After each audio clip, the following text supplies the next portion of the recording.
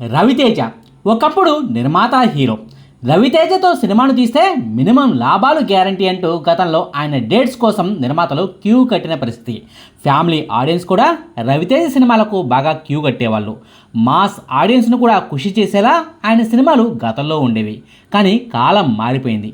ఆయన సినిమాల ఎంపిక చేసుకునే తీరు కూడా మారిపోయింది. ఒకప్పుడు వరుస హిట్లతో సినీ ఇండస్ట్రీని ఓ ఊపు ఊపేసిన రవితేజ గారిని ఇప్పుడు వరుస ఫ్లాపులు వెంటాడుతూ వస్తున్నాయి. ఒక్క గట్టి హిట్ పడిన వెంటనే వరుసగా 5-6 ఫ్లాపులు పడుతున్నాయి. ఫలితంగా రవితేజతో సినిమాలు తీసిన నిర్మాతలకు నష్టాలే మిగులుతున్నాయి. 2017 సంవత్సరంలో రాజా ది గ్రేట్ అనే సినిమా బ్లాక్ బాస్టర్ హిట్ అయితే ఆ తర్వాత వెంటనే టచ్ చేసి చూడు, నెల టికెట్, అమర్ అక్బర్ ఆంటోనీ, డిస్కో రాజా అంటూ వరుసగా 4 ఫ్లాప్లను ఎదుర్కొన్నాడు రవితేజ. ఆ తర్వాత 2021 సంవత్సరంలో వచ్చిన క్రాక్ సినిమా బ్లాక్ బాస్టర్ హిట్ అవ్వగానే కిలాడి, రామారావు ఆన్ డ్యూటీ సినిమాలు రవితేజ గారికి నిరాశనే మిగిల్చాయి. రవితేజ గారి నుంచి చివరగా ధమాకా అనే బ్లాక్ బాస్టర్ హిట్ సినిమా వచ్చింది. ఆ తర్వాత ఆయనకు ఒక్కటంటే ఒక్క హిట్ కూడా పడలేదు. 2022లో వచ్చిన ధమాకా సినిమా తర్వాత నుంచి ఈ ఏడాది ప్రారంభంలో వచ్చిన భర్త మహాశైలకు విజ్ఞప్తి వరకు రవితేజ గారి సినిమాల్లో ఏ సినిమాకు ఎన్ని కోట్ల నష్టం వచ్చింది, ఆ సినిమాల్లోకున్న డిస్ట్రిబ్యూటర్ల పరిస్థితి ఏంటి, తాజాగా వచ్చిన ఇరుముడి సినిమా లాభాల్లోకి వెళ్ళాలంటే, కమర్షియల్ హిట్ అవ్వాలంటే ఎన్ని కోట్ల కలెక్షన్లు ఇరుముడి సినిమాకు రావాల్సి ఉందన్న వివరాలను ఈ వీడియోలో క్లియర్గా చెప్పుకుందాం. 2022లో వచ్చిన ధమాకా సినిమా తర్వాత వాల్తేరు వీరయ్య అనే సినిమాలోనూ రవితేజ గారు కాసేపు కనిపించారు. ఆ సినిమా బ్రహ్మాండమైన హిట్ అయినా సరే అది చిరంజీవి గారి ఖాతాలోకి వెళ్తుంది. కానీ గెస్ట్ రోల్లో కనిపించి సినిమాకు హైప్ను పెంచిన రవితేజ గారి ఫిల్మోగ్రఫీకి ఒరిగిందేమీ లేదు. సో ఆ సినిమా సంగతిని కాసేపు పక్కన పెడితే, ధమాకా తర్వాత రవితేజ గారు హీరోగా రావణాసుర అనే సినిమా వచ్చింది. 2023 సంవత్సరం ఏప్రిల్ 7వ తారీఖున సుధీర్ వర్మ దర్శకత్వంలో వచ్చింది ఆ సినిమా. బెంగాలీ సినిమా అయిన విన్సీడా అనే సినిమా కథను ప్రేరణగా తీసుకుని మరీ ఈ సినిమా కథను రాసుకున్నాడు సుధీర్ వర్మ. అక్కడ బ్లాక్ బాస్టర్ హిట్ అయింది కాబట్టి అదే కథ ఎక్కడ కూడా వర్కౌట్ అవుతుంది అనుకున్నాడు. కానీ కట్ చేస్తే ఒరిజినల్ సినిమాకు ఈ రీమేక్ లాంటి సినిమాకు నక్కకు నాగలు కనుక్కున్నంత తేడా కనిపించింది. ఫైనల్గా ఇదో డిజాస్టర్ సినిమాగా టాక్ను తెచ్చుకుంది. ఈ సినిమాకు డిస్ట్రిబ్యూటర్లు 22 కోట్ల రూపాయల పెట్టుబడిని పెట్టారు. ప్రమోషన్ ఖర్చులతో కలిపి 23 కోట్ల రూపాయలు రావాల్సిందని అనుకున్నారు.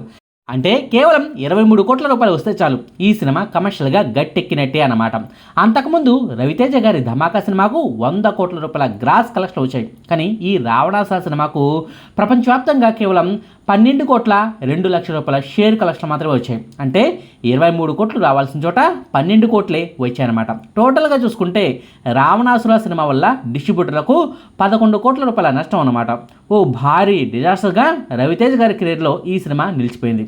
ఇక రావణాసుర సినిమా తర్వాత రవితేజ గారి నుంచి 2023లో టైగర్ నాగేశ్వరరావు అనే సినిమా వచ్చింది. రావణాసుర సినిమా ఫ్లాప్ అయినా కూడా ఈ టైగర్ నాగేశ్వరరావు సినిమాపై సాధారణ సినీ ప్రియులకు కూడా భారీగా నమ్మకాలు ఏర్పడ్డాయి. ఓ రియల్ కథ కాబట్టి, బయోగ్రఫీ కథ కాబట్టి, అందులోనూ ఓ తెలుగుడి కథ కాబట్టి ఈ టైగర్ నాగేశ్వరరావు సినిమా ఖచ్చితంగా సక్సెస్ అవుతుందని అంతా ఫిక్స్ అయ్యారు. కానీ ఒరిజినల్గా జరిగిన కథకు మసిపూసి మారేడుకాయను చేసినట్టుగా ఇష్టం వచ్చినట్టుగా కథను మార్చేయటం అనేది సగటు సినీ ప్రియుడికి నచ్చలేదు. దీంతో ఈ సినిమా కూడా బాక్స్ ఆఫీస్ వద్ద ఓ డిజాస్టర్గా మిగిలిపోయింది.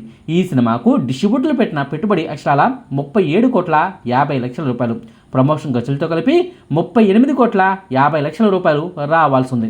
కానీ ఈ సినిమాకు థియేటర్ నుంచి వచ్చింది కేవలం 25 కోట్ల 50 లక్షల రూపాయల కలెక్షన్లు మాత్రమే. అంటే టైగర్ నాగేశ్వరరావు సినిమా వల్ల డిస్ట్రిబ్యూటర్లకు అక్షరాల 13 కోట్ల రూపాయల నష్టం వచ్చిందనమాట. అంతకుముందు వచ్చిన రావణాసుర సినిమాకు 11 కోట్ల రూపాయల నష్టం వస్తే ఆ తర్వాత రిలీజ్ అయిన టైగర్ నాగేశ్వరరావు సినిమాకు మరో 2 కోట్ల నష్టం పెరిగి మరీ మొత్తంగా 13 కోట్ల రూపాయల నష్టానికి లెక్క తేలిందనమాట. ఇక టైగర్ నాగేశ్వరరావు సినిమా తర్వాత అయినా రవితేజ గారు జాగ్రత్త పడ్డారా అంటే అది లేదు. ఈగల్ అనే పేరుతో మరో సినిమాను ప్రేక్షకుల మీదకు వదిలారు.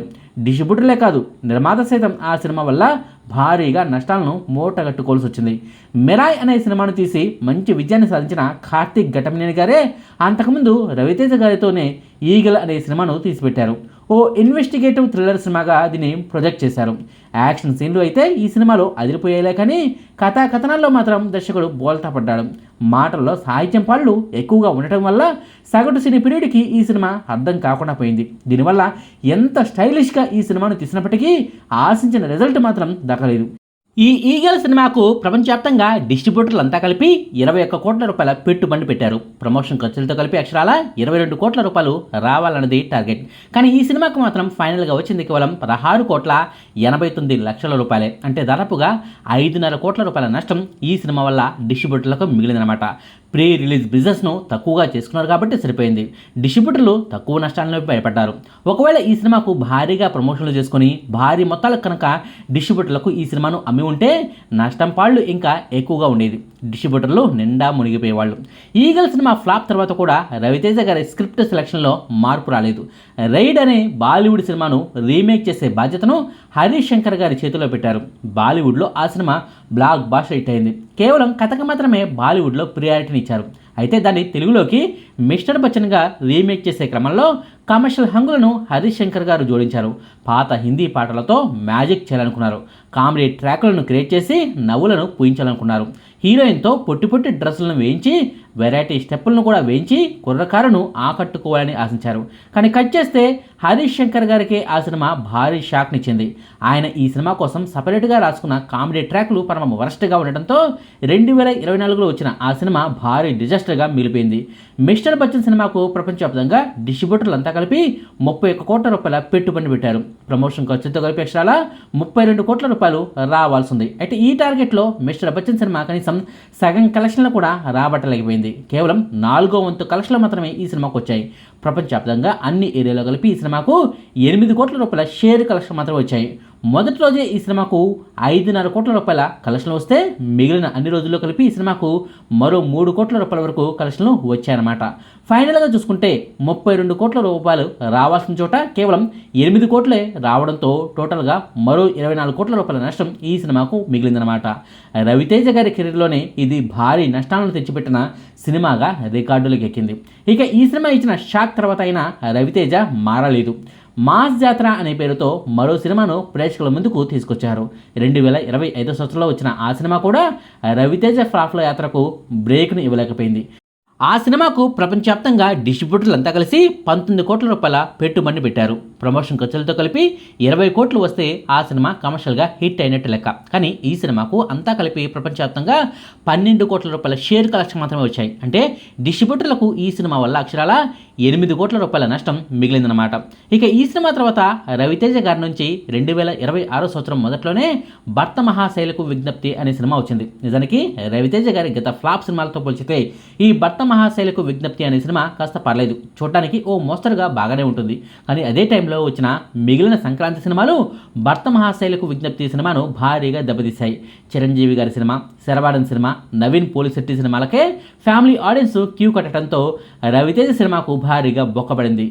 భర్త మహాశైలకు విజ్ఞప్తి సినిమాకు ప్రపంచవ్యాప్తంగా డిస్ట్రిబ్యూటర్లు అంతా కలిపి 19 కోట్ల రూపాయల పెట్టుబడి పెట్టారు. ప్రమోషన్ ఖర్చులతో కలిపి 20 కోట్లు ఈ సినిమాకు రావాలన్నది లెక్క. కానీ ఈ సినిమాకు ఓవరాల్గా అన్ని ఏరియాలో కలిపి కేవలం 12 కోట్ల 25 లక్షల రూపాయల షేర్ కలెక్షన్లు వచ్చాయి.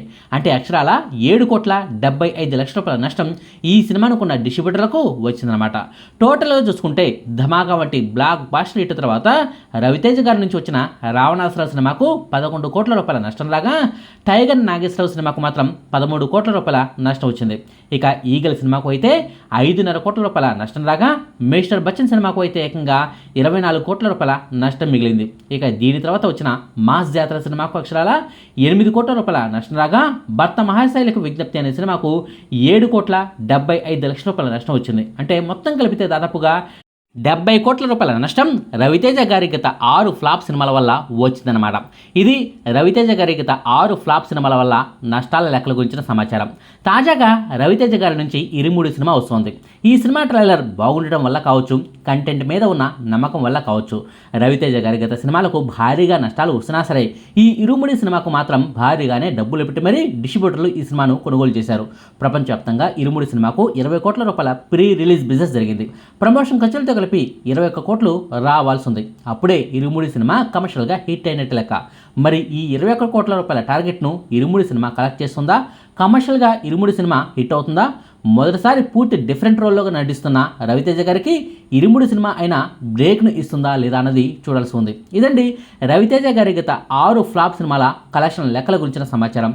ఏ సినిమాకు ఎన్ని కోట్ల నష్టం వచ్చింది అన్న లెక్కలకు సంబంధించిన సమాచారం. మీకు ఈ వీడియో నచ్చితే లైక్ చేయండి, షేర్ చేయండి. మరిన్ని ఆసక్తికరమైన వీడియోల కోసం మా కొత్త ముచ్చట ఛానల్ను సబ్స్క్రైబ్ చేయడం మాత్రం మర్చిపోకండి. Thank you.